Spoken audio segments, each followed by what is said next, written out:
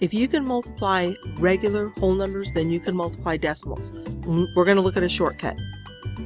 So if you take a problem like 2.1 times 3.2, so 2 1/10 times 3 2/10. If I'm going to shortcut this, I'm going to do it standard algorithm, and I'm going to just look at the numbers first. I'm just going to multiply the numbers. I'm not going to think about the decimals right now. So if I have 2 times 1 is 2, and 2 times 2 is 4, I'm going to go down to the next line, and I'm going to put my 0. 3 times 1 is 3. 3 times 2 is 6. When I add them up,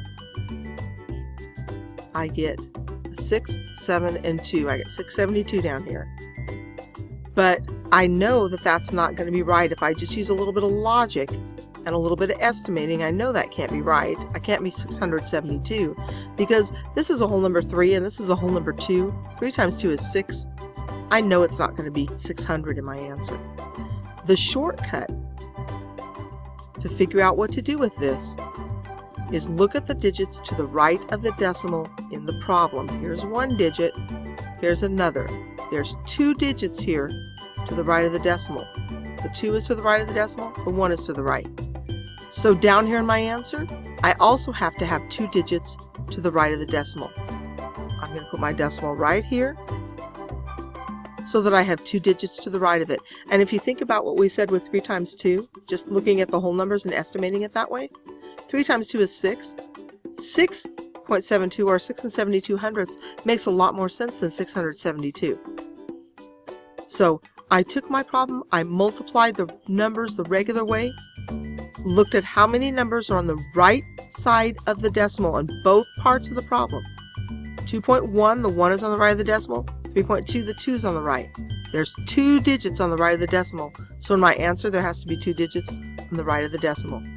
I could use these same numbers, the 2 and the 1 and the 3 and the 2, and if I put my decimal point in different places, if I take it and I put it here and here, I'm going to get the same answer, right, if I multiply this out. So I'm still going to get the 6, the 7, and the 2 because the numbers haven't changed. It's the same numbers as over here. But when I look at this now, there's 1, 2, 3 digits to the right of the decimal. 1, 2, 3 digits to the right of the decimal. So I have the same numbers, the 2 and the 1, the 3 and the 2. I still get the 672 down here, but in this case, I have 3 numbers in the problem on the right side of the decimal, so my answer has to have 3 numbers on the right side.